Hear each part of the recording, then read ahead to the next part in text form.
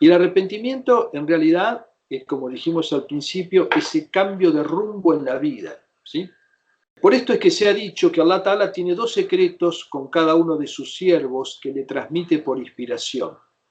Uno es que en el momento en que sale del vientre de su madre le dice: siervo mío, te he extraído a este mundo puro y limpio y te he prestado tu vida como un depósito.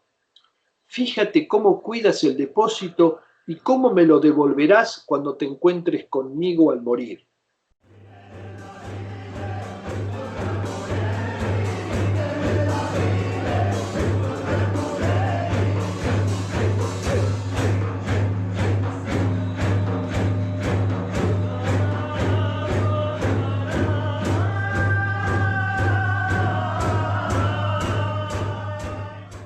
Bueno, vamos a seguir con lo que estábamos, con el tema de la tauba, del arrepentimiento, ¿sí?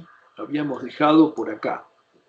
Bueno, estaba hablando entonces del hecho de que cuando llega un momento de la muerte, digamos, uno se arrepiente y pide un plazo, pero ya el plazo se ha acabado. Entonces ahora cita del Corán esto que dice acá, que dice: el arrepentimiento no es para aquellos que hacen el mal, hasta que cuando a uno de ellos se le presenta la muerte dice: ahora sí que me arrepiento.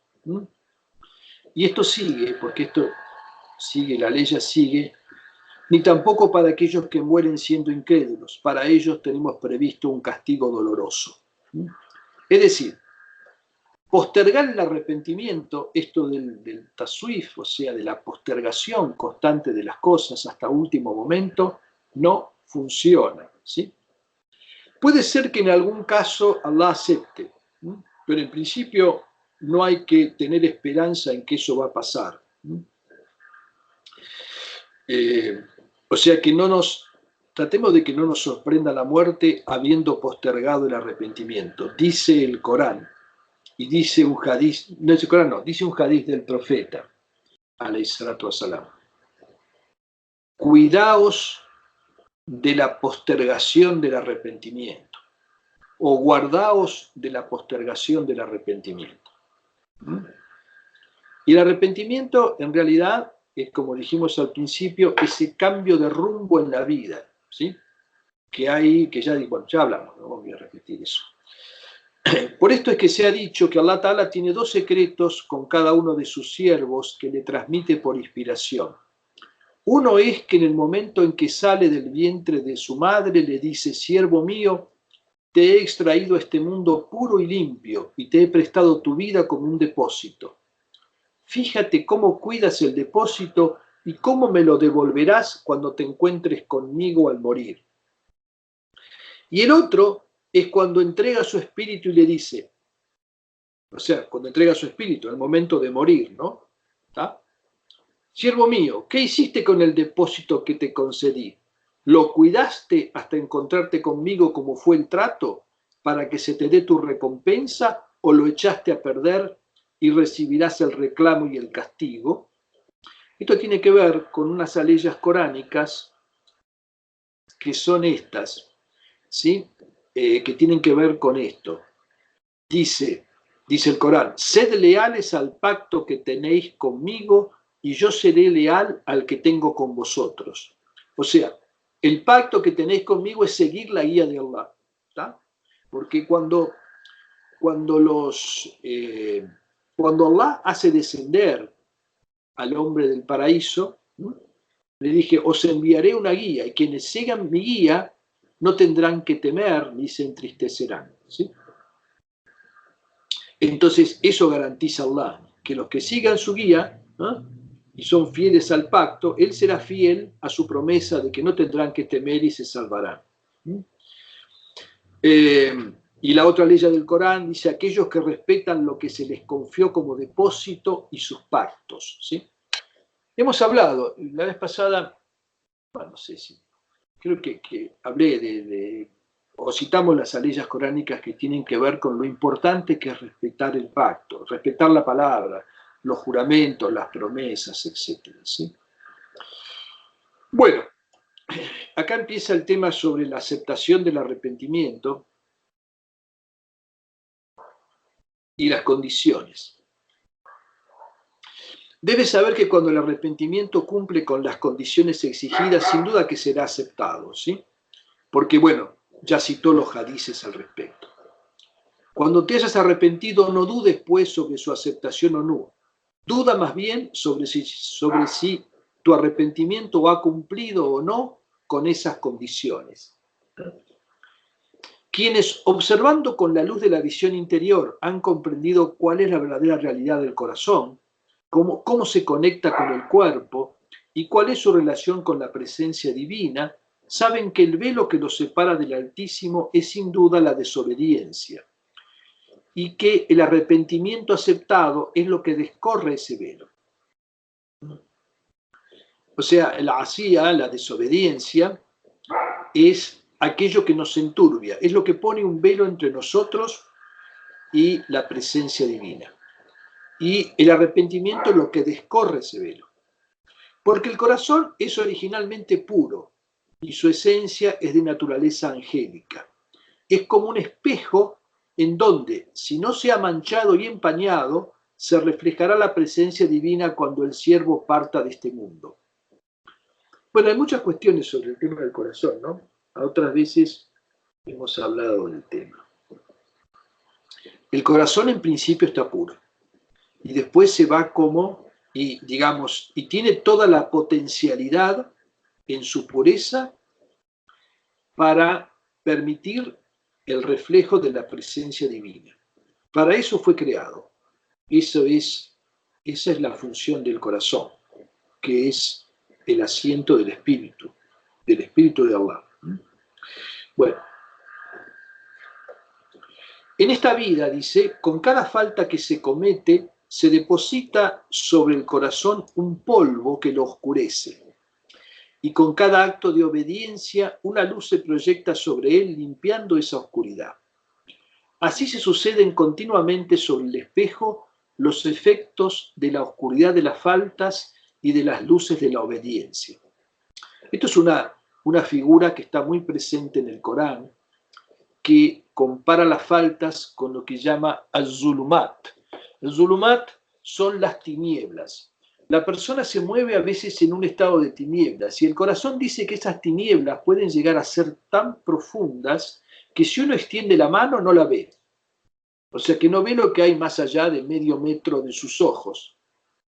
Eso quiere decir que está completamente extraviado. Y varias veces el Corán destaca el hecho de que Allah es quien conduce a sus siervos de las tinieblas hacia la luz. Y lo que lleva al siervo de las tinieblas hacia la luz es el zikrullah, digamos, y naturalmente la tauba, o sea, el arrepentimiento, que es con el cual se inicia el camino del recuerdo. Cuando la oscuridad se vuelve muy cerrada y el siervo se arrepiente, las luces de la obediencia eliminan esas tinieblas y el corazón retorna a su claridad y pureza. Pero si alguien es contumaz en su rebeldía, al punto que la negrura invade la esencia del corazón, penetrando en él profundamente, éste ya no será receptivo al tratamiento. Será como un espejo desazogado por la corrupción, incapaz ya de reflejar nada. Una persona así ya es incapaz de arrepentirse, salvo para decir me arrepiento sin que ello tenga ningún efecto real. Todos habrán visto a veces algún espejo, vieron que el espejo tiene atrás como una pintura, ¿sí? Esa pintura a veces se cae en los espejos muy viejos y demás, o espejos de mala calidad. Entonces, ¿qué pasa con el espejo? Empieza a tener manchas y en esas manchas ya no refleja nada, porque se le ha ido ese azogue que tenía y que le permitía esa reflexión, ¿no? Inclusive eso viene del árabe, ¿no? Asebak, el mercurio, ese es el azogue, ¿no? Es muy importante en la, digamos así, en todo el simbolismo de la alquimia, ¿sí? Es ese revestimiento de sales de mercurio con el cual se pinta un vidrio por detrás, digamos, para convertirlo en un espejo, ¿no?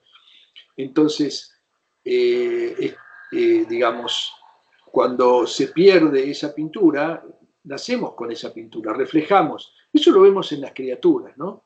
Los chicos, en los chicos, por eso tienen esa atracción sobre nosotros. Se ve en ellos esa pureza original, ¿sí?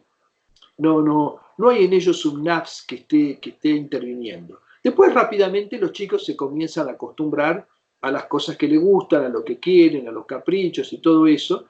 Eso tiene que ser así, no hay más remedio que sea así, porque no puede uno crecer si no se ha cubierto primero con una personalidad, ¿no? Para poder, y no ha madurado intelectualmente, ¿no? O sea, no ha madurado su espíritu. Hay que hacer ese camino para después deshacerlo en otro sentido. Bueno, así como un vestido sucio puede limpiarse lavándolo con agua y jabón, el corazón puede ser purificado del enturbiamiento de la rebeldía con la luz de la obediencia. Por eso es que el mensajero de Allah decía: hacer que a una mala acción la siga una buena acción y la borrará. Esto ya lo hemos visto varias veces, ¿no? Y es muy importante. A nivel de los actos, cuando uno hace algo malo, tratar de hacer a continuación algo bueno, para provocar como una especie de nivelación, ¿sí? Sobre todo a nivel de los actos, ¿sí? Y también a nivel de los actos internos, como pueden ser los pensamientos y demás. Bueno, dijo también el profeta, alayhi salatu wassalam, aunque cometierais faltas que lleguen hasta el cielo, si luego os arrepentís, por cierto que Allah se volvería hacia vosotros.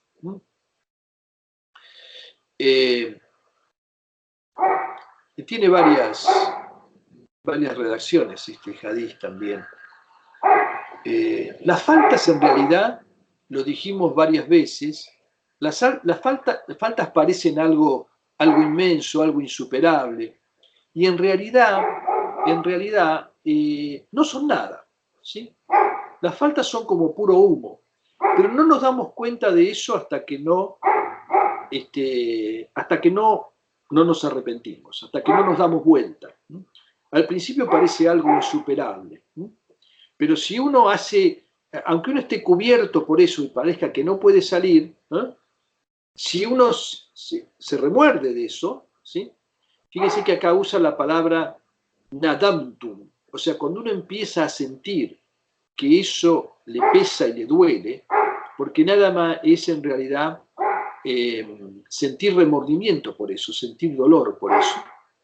Entonces Allah se vuelve. Cuando dice taballah, lo que dice el hadiz, no es que Allah se arrepiente, acá el verbo está usado en el sentido de volverse hacia nosotros. Él se vuelve hacia nosotros cuando nosotros empezamos a dolernos de las faltas, así sean tan grandes, tan inmensas, que lleguen hasta el cielo. Y dijo también el profeta: el siervo pecará y entrará al paraíso por su pecado. ¿Y cómo es eso, mensajero de Allah?, le preguntaron. Y él respondió: eso estará ante sus ojos, y huyendo de ello arrepentido entrará en el paraíso. Y se dice que Iblis habría dicho: ojalá no le hubiera incitado a cometer esa falta que terminó salvándolo. Claro, hay veces en que una falta colma la medida, ¿sí? Una falta colma nuestra medida. Y entonces tomamos conciencia y nos avergonzamos. Y apartándonos avergonzados de eso que hicimos, huimos hacia Allah, como dice el Corán, o creyentes, huid hacia Allah. Huimos hacia Allah de esa vergüenza que presenciamos. Y en ese momento Iblis dice: ojalá no lo hubiera empujado a eso, que finalmente terminó siendo la causa de su salvación. O sea que inclusive la falta puede en alguna circunstancia, hay alguna falta o algunas faltas que nos llevan a un punto en el cual comienza nuestro retorno. Bueno, hay historias sobre eso, ¿no? Creo que después va a contar una. Bueno, dijo también el mensajero de Allah, alayhi salatu wassalam, las buenas obras hacen desaparecer las malas como el agua la suciedad.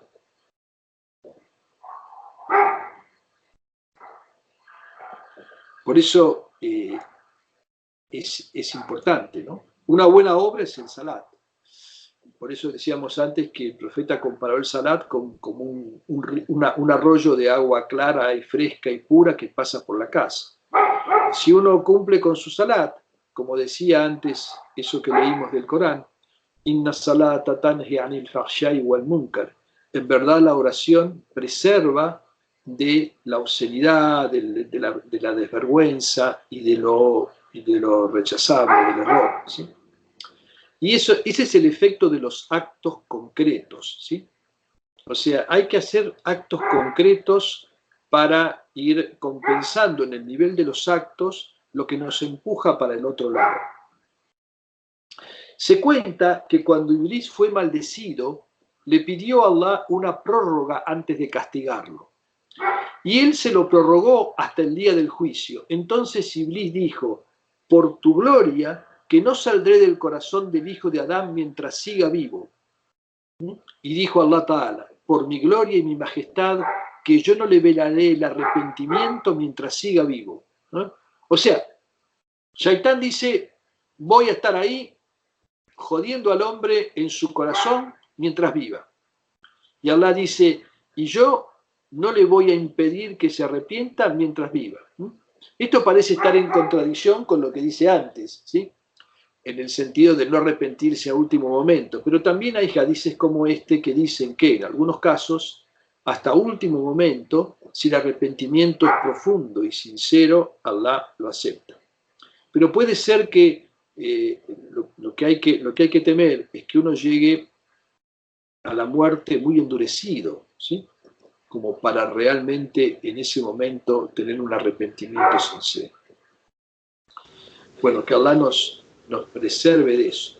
Lo que dice acá, yo no le velaré el arrepentimiento, pero la persona puede ponerse en una situación de contumacia, cuando la contumacia es muy extrema. ¿Qué quiere decir contumacia? Que la persona está en eso y sigue en eso y se revuelve en eso, y entonces finalmente, si esa tenacidad en el error, para decirlo de alguna manera, es tan constante que finalmente ese espejo del corazón queda ya como dañado para recibir digamos así, el reflejo de la luz divina.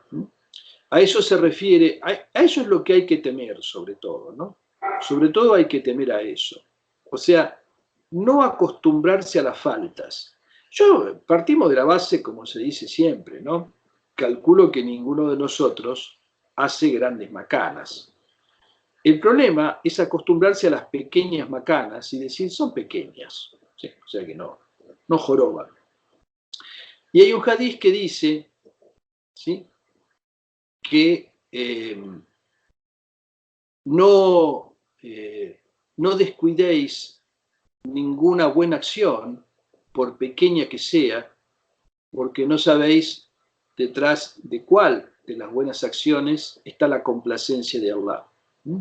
Y no descuidéis ninguna mala acción, por pequeña que sea, porque no sabéis detrás de cuál falta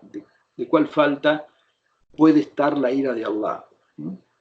Entonces, en realidad, esto es un camino de escrupulosidad en los actos, ¿sí?, que paulatinamente se va profundizando. Primero veo una cosa, después agarro y veo otra cuestión, que hay otra cuestión todavía más profunda. Lo que acaba de decir hace unas páginas atrás, ¿no? Es un dicho muy, muy común en el sufismo que dice Hasanatul Abrar, Sayyatul Muqarrabin. Las buenas obras de los justos son maldades para los próximos a Allah.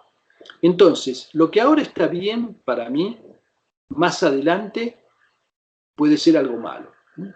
Que ahora haga las oraciones con cierto descuido, mientras las haga, en este momento está bien. Un poco más adelante, lo que va a estar bien es que las haga más concentrado, ¿sí? Un poco más adelante es que sienta deseo por la oración. Y si no lo siento, eso ya va a ser una falta para mí. ¿Se entiende esta cuestión? O sea, a medida que voy avanzando, la clasificación de esas carencias que tengo va cambiando a medida que voy avanzando. Las pruebas van cambiando. Los arrepentimientos van cambiando. Por eso decía, explicaba el arrepentimiento del profeta. ¿De qué tenía que arrepentirse el profeta? Alayhi salatu wassalam. Si el Corán dice que le fue perdonado todo lo pasado y todo lo que vendrá. Entonces dice, el profeta se arrepentía por el solo hecho de llegar a una estación espiritual, ¿sí?, y tener el deseo de quedarse en ella, contemplando que hay algo más arriba. Y da ese ejemplo. ¿Se acuerdan el ejemplo que da? Que dice que el que hace algo y lo vende por una moneda de plata, después se entera que lo podía vender por una moneda de oro, y después se entera que por mucho más, ¿sí? Entonces se arrepiente de no haber hecho las cosas más profundamente. O sea, al principio se trata, por ejemplo, ¿no?, simplemente a título de ejemplo, de hacer las oraciones. Después de hacerlas con la mayor perfección posible. Después hacerlas en estado de presencia. Después hacerlas sintiendo las oraciones, ¿sí?, y llenándose con ellas. Y todo eso son grados. Entonces, si me conformé con hacer simplemente las oraciones en horario, ¿sí?, bueno, me arrepiento de eso. Podría haber buscado desde el principio hacerlas de esa otra manera, ¿no?, receptivamente, sintiendo la presencia de Allah. Wallahu a'lam. Bueno, hay casos y hay historias narradas por el profeta donde se acepta el arrepentimiento al final de la vida, digamos, inclusive sin haber hecho casi nada, solamente por haber hecho el gesto, ¿sí?, y haber tenido la intención de arrepentirse de una manera sincera. Pero para hacer ese gesto y tener esa intención, es preciso haber estado medianamente atento un tiempo. Si uno lo ha dejado pasar y ha estado siempre en la gafla, ¿sí?, en la distracción, difícilmente va a tener la fuerza para hacerlo a último momento. Bueno, se cuenta que un etíope vino a ver al mensajero de Allah y le preguntó: he cometido muchas vilezas, ¿tengo alguna posibilidad de arrepentirme y que se acepte de mí? Sí, le respondió. Se fue, pero luego regresó y preguntó: mensajero de Allah, ¿acaso él me veía cuando yo hacía lo que hacía? Sí, contestó el profeta. Y entonces el etíope pegó un grito con el cual entregó su alma. ¿Entienden lo que quiere decir, no? Esta persona tomó conciencia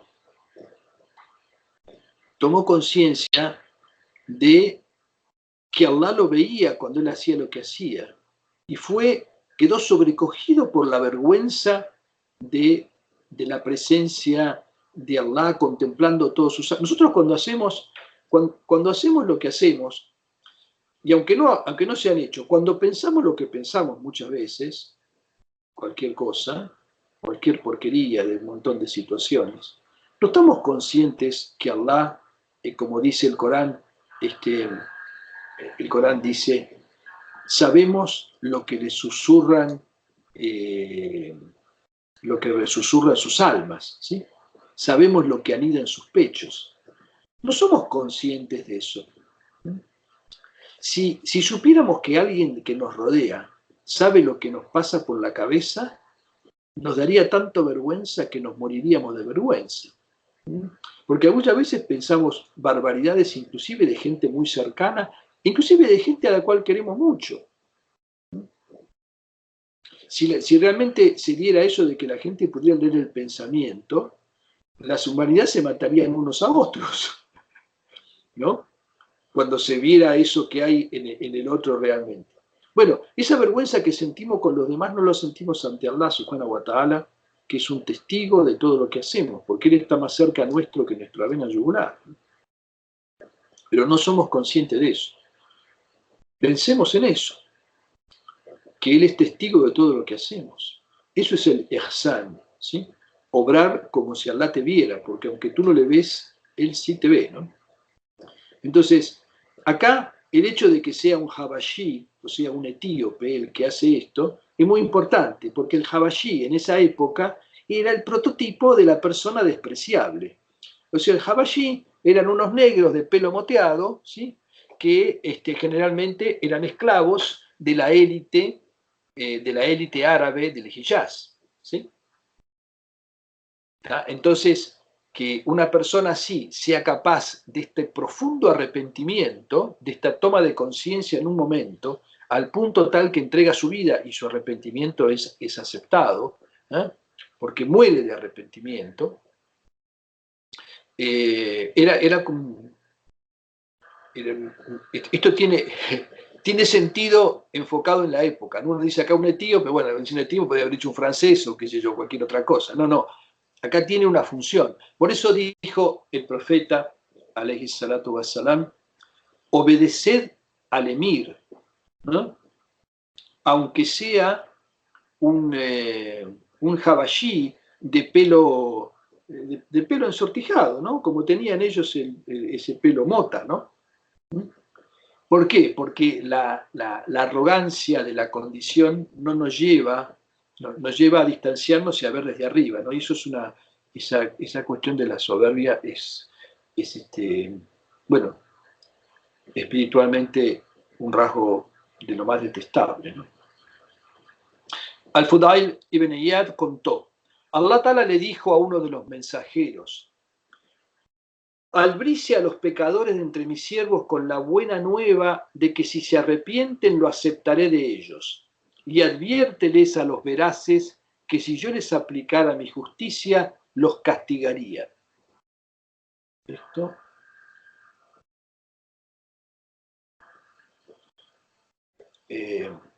Esto lo que quiere decir en realidad, es que el perdón de Allah y la aceptación del arrepentimiento, ni siquiera son dignos de esos los siddikun, o sea, los veraces, los veracísimos, ¿no?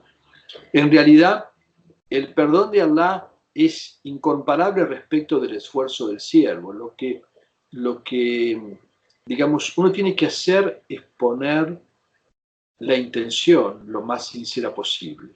En realidad uno no puede superar su falta si no es con la ayuda de Allah y con su perdón. Y el perdón de Allah, en realidad, el gufrán, es que Allah vela las faltas, o sea, las tapa, las pone un velo sobre ellas. Y acá abajo, bueno, esto que decía de Iblis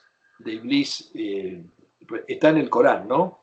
En esas aleyas coránicas que dicen, por cierto que mi maldición caerá sobre ti hasta el día de juicio. Y dijo Iblis, Señor mío, concédeme una prórroga hasta el día que los resucites. Dijo, sé pues de los que han recibido una prórroga.